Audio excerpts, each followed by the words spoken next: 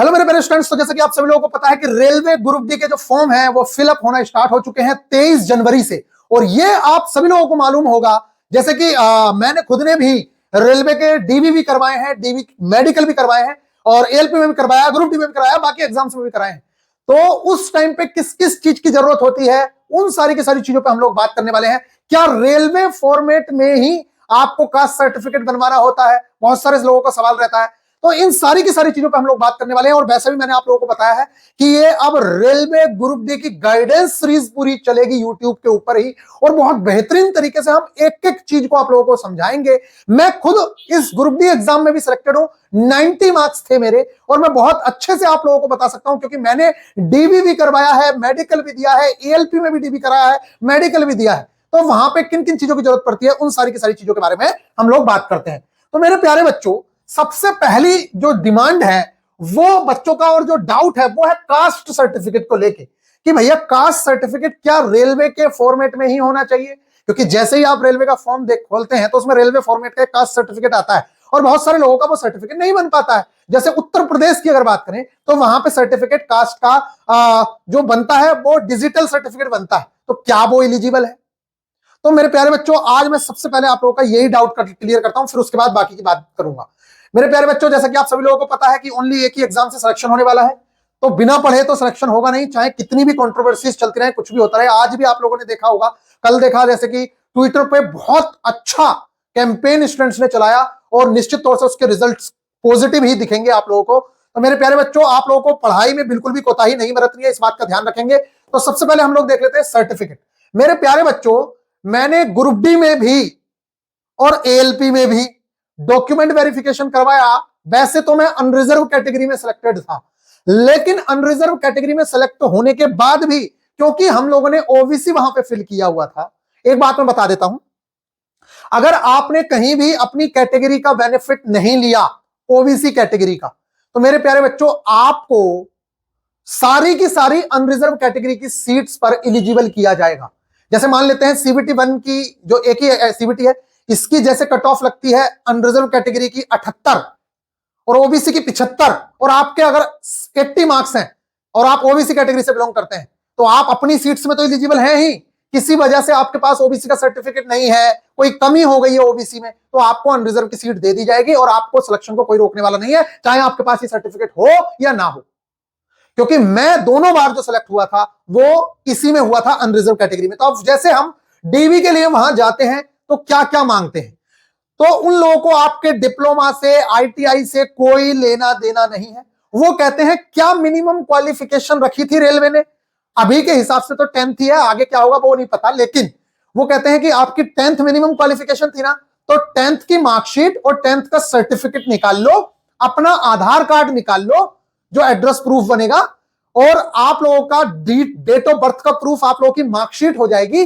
और इसके साथ साथ आप लोगों के कई जगह पे जो आपने सीबीटी 1 का एग्जाम दिया था उसकी जो कटिंग मिलती है ना, कई जगह पे उसकी कटिंग भी आप लोगों से मांग ली जाती है, जो नीचे से कट करके एडमिट कार्ड का हिस्सा देते हैं, लेकिन वो उतना ज्यादा इंपॉर्टेंट नहीं होता है, कई लोगों पे नहीं भी होता है, उसके बावजूद भी काम होते हैं।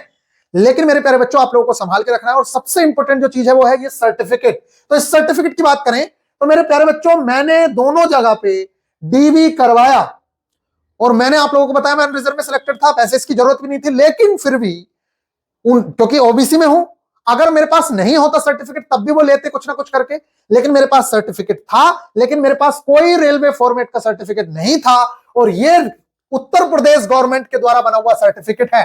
और इस पे देखिए एक इंपॉर्टेंट चीज है, कोई भी सरकार दो तरीके के सर्टिफिकेट बनाती है, एक राज्य सरकार का और एक केंद्र सरकार का। उसके पीछे रीजन है, क्या रीजन?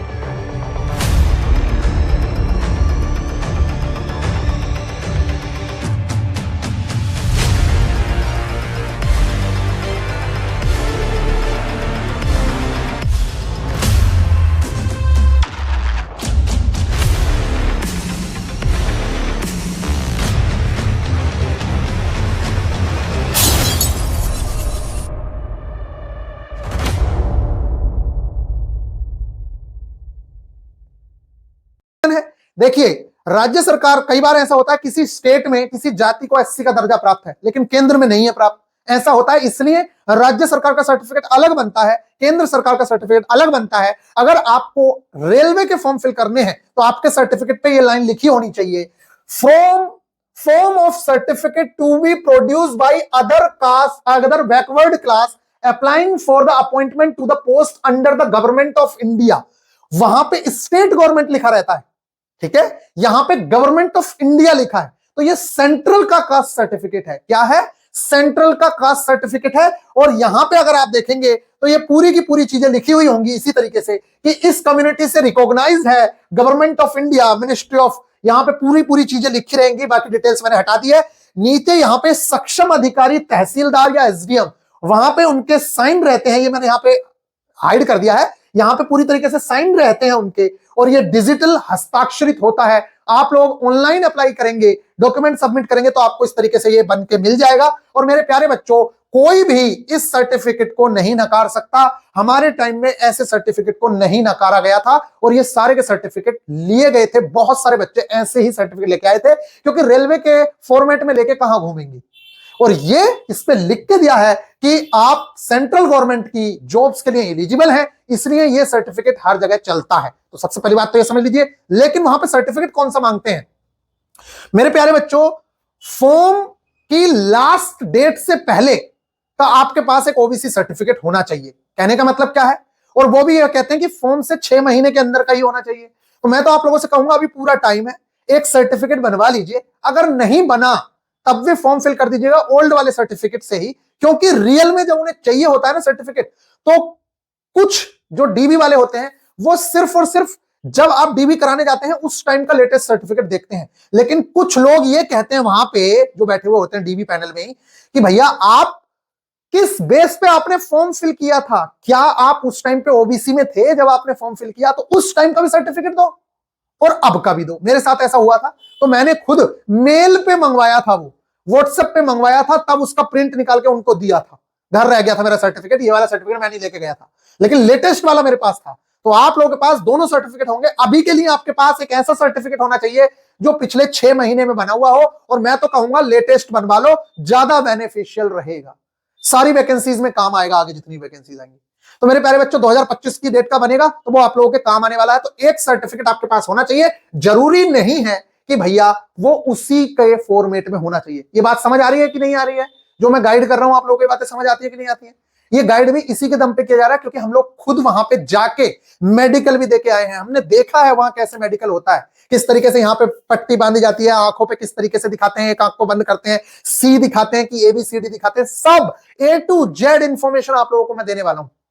अगर आप इस चैनल पे नए हैं अभी भी, तो चैनल को सब्सक्राइब कर लीजिए। ये चैनल आप लोगों को ग्रुप डी से रिलेटेड एक एक चीज के बारे में जानकारी मिलने वाली है। इस पे अगले 2 से 3 दिन के अंदर ही सारी की सारी चीजें, कौन सी किताबें बेस्ट हैं, क्या सिलेबस है, कहां से पढ़ना है, कौन सी किताब में कौन सी चीज आप लोगों को कवर करनी है, कैसे कवर करनी है, ये सारा का सारा हम लोग काम करते हैं। हमारे बहुत सारे स्टूडेंट्स ऑलरेडी सिलेक्टेड हैं और आप लोग इस चीज को देख सकते हैं मेरे प्यारे बच्चों। तो ये आप लोगों को बात समझ आई। तो सबसे इंपॉर्टेंट चीज हम लोगों के लिए क्या हुई कि आप लोगों को वहां पे सिर्फ और सिर्फ, अच्छा कुछ लोग कहते हैं स्थायी सर्टिफिकेट। मेरे प्यारे बच्चों, इंडिया के लोगों से डोमिसाइल सर्टिफिकेट वहां नहीं लिया जाता है। हम लोग भी लेके गए थे, लेकिन हमसे डोमिसाइल सर्टिफिकेट नहीं लिया गया। वो कहते हैं कि सेंट्रल गवर्नमेंट में सब इंडिया के ही हैं मैक्सिमम लोग, तो हम लोगों से सर्टिफिकेट नहीं मांगा जाता, क्योंकि अगर आपके पास इंडिया की एजुकेशन है, समझ रहे हैं आप, और आपने जाति प्रमाण पत्र दे दिया है, तो इसका मतलब है कि आप इंडिया में ही रहते हैं। और ये कोई स्टेट की जॉब तो है नहीं जिसमें डोमिसाइल बहुत ज्यादा जरूरी होगा, इसलिए यहां पे डोमिसाइल सर्टिफिकेट नहीं मांगा जाता है। ओबीसी सर्टिफिकेट या SC/ST सर्टिफिकेट की बहुत डिमांड होती है, वो सर्टिफिकेट आपके पास होना चाहिए। साथ में जो एडमिट कार्ड की कटिंग है वो होनी चाहिए, आधार कार्ड होना चाहिए अपडेटेड। इन सारी की सारी चीजों में मेनली जो डीबी के टाइम पे चीजें पूछी जाती हैं वो यही होती हैं। अच्छा कुछ लोग कहते हैं क्या भैया जो ये हम फॉर्म फिल करेंगे ये भी देखते हैं? कहीं नहीं देखते हैं, लेकिन अपने पास फॉर्म होना चाहिए, ये आपके बहुत काम आता है। तो हमेशा ये किया करिए, जैसे ही फॉर्म फिल किया उस फॉर्म को एज अ प्रूफ अपने आप को ही मेल कर लिया करिए, और जिससे कि आपके पास वो चीज सेव हो जाए। अपने आप की मेल आईडी पे सेंड कर लिया करिए, अपने आप को व्हाट्सएप कर लो, कुछ कर लो, लेकिन उस चीज को सेफ रखो और हार्ड कॉपी में प्रिंट भी निकलवा के रख लो। समझ आ गई? और कोई भी गलती नहीं करनी है, इसलिए मेरी सलाह आप लोगों से यही है कि अभी थोड़ा सा वेट कर लो, 2-3 दिन, 4 दिन, 5 दिन। ऐसा बिल्कुल नहीं है कि आपने जल्दी फॉर्म फिल कर दिया तो आपको जल्दी नौकरी मिल जाएगी। ये देख सकते हैं आप मेरे खुद के मार्क्स यहाँ ये दिख रहे हैं। एएलपी में 86 मार्क्स, जेई में 87 मार्क्स, ग्रुप डी में 90 मार्क्स। तो आप समझ सकते हैं कि मैं कितने अच्छे से आप लोगों को गाइड कर सकता हूं, और एक एक चीज के लिए आप लोगों को गाइड करने के लिए हम लोग रेडी हैं। और अब आप लोगों की टारगेट क्लासेस बहुत ही ज्यादा बेहतरीन तरीके से हम लोग स्टार्ट कर रहे हैं मेरे प्यारे बच्चों। तो अगर आप लोग चाहें तो railway group D zero to hero course से जुड़ सकते हैं, जिसमें हम बहुत बेहतरीन तरीके से आप लोगों को सारी की सारी टेस्ट सीरीज, सारे के सारे जितना भी सिलेबस है उसको बहुत बेहतरीन तरीके से कंप्लीट कराते हैं। बहुत सारे स्टूडेंट्स ऑलरेडी सिलेक्टेड हैं, तो आप उस चीज का भी बेनिफिट उठा पाएंगे। उनके इंटरव्यूज में आप लोगों के सामने लाऊंगा और फिर हम लोग उनके साथ इंटरव्यू करेंगे। उनसे भी आप लाइव क्वेश्चंस पूछ सकते हैं। अभी कल परसों में ही अगले 2 से 3 दिन के अंदर 1-2 हम लाइव इवेंट आप लोगों के साथ करेंगे, जिसमें आप क्वेश्चंस पूछ सकते हैं बच्चों से जो सिलेक्टेड है। और अभी तो कुछ बच्चे जो हमारे ग्रुप डी 2022 में सिलेक्ट हुए थे, वो बच्चे अब एएलपी बन चुके हैं जीडीसी के थ्रू। तो मेरे प्यारे बच्चों, आपके पास भी बेस्ट अपॉर्चुनिटी है, बहुत अच्छी सैलरी होने वाली है ग्रुप डी के अंदर भी। तो सबसे पहले किताबों का लालच मत करना, ये मैं कह रहा हूं। जो किताबें जरूरी हैं उनको लेना ही लेना है। पीडीएफ मत खेलना, वरना आंखें खराब हो जाएंगी और पीडीएफ से कोई पढ़ नहीं पाया है आज तक। मैं आप लोगों को बेहतर गाइडेंस के अंडर में जितनी चीजें हैं, ये सारी की सारी चीजें देख रहे हो। एग्जाम ओरिएंटेड अप्रोच, फालतू ना पढ़ाकर एग्जाम ओरिएंटेड लिमिटेड कंटेंट पर जोर रहता है। एग्जाम टाइम को कैसे मैनेज करना है, ये सारी की सारी चीजें, अपनी लिमिट्स को कैसे मैनेज करना है, सिली मिस्टेक से कैसे बचना है, कम पढ़कर ज्यादा स्कोर आप कैसे कर सकते हैं। क्योंकि देखिए दुनिया भर की चीजें हैं पढ़ने को, आपको पता होना चाहिए कि मेरे लिए क्या इंपॉर्टेंट है, मुझे कितना पढ़ना है। आप कोई भी चैप्टर उठा लीजिए, अब जैसे आप इलेक्ट्रिसिटी उठा लीजिए, तो इलेक्ट्रिसिटी तो हर लेवल का है, 10th लेवल का भी है, 12th लेवल का भी है, 11th लेवल का भी है। आपको कितना पढ़ना है, इन सारी की सारी चीजों को नॉलेज होना बहुत जरूरी है। पिछली बार ग्रुप डी के पेपर देख के आप जैसे नए बच्चे हैं वो देखेंगे, ग्रुप डी 2022 के पेपर देखते हैं, उसमें तो सिर्फ और सिर्फ 10th की साइंस आई थी। तो आप सिर्फ 10th पढ़ के जाएं, पता चल रहा हो 9th से भी क्वेश्चन आ रहे हैं। तो पूरी तरीके से प्रिपेयर होना पड़ेगा मेरे प्यारे बच्चे, और बेहतरीन तरीके से आप लोगों को तैयारी करनी है। तो मेरे प्यारे बच्चों, अभी के लिए जो हमारे ओल्ड स्टूडेंट हैं वो अगर जीएसपी 50 यूज करते हैं तो उनको 50 रुपए का डिस्काउंट मिलता है, जीएसपी 50। बाकी न्यू स्टूडेंट्स के लिए 499 फी है, और बहुत बेहतरीन तरीके से आप लोग तैयारी में जुट सकते हैं। तो मेरे प्यारे बच्चों, अभी के लिए मेरी तरफ से यही है, और यही मेन डॉक्यूमेंट्स हैं, और बाकी और कोई इतना खास डॉक्यूमेंट है नहीं जिसकी जरूरत पड़ती है, यही डॉक्यूमेंट की जरूरत पड़ती है। बाकी बता दीजिएगा आप लोग अगर मैं कोई डॉक्यूमेंट भूला हूं तो। मिलते हैं नेक्स्ट वीडियो में, ख्याल रखिएगा, टेक केयर।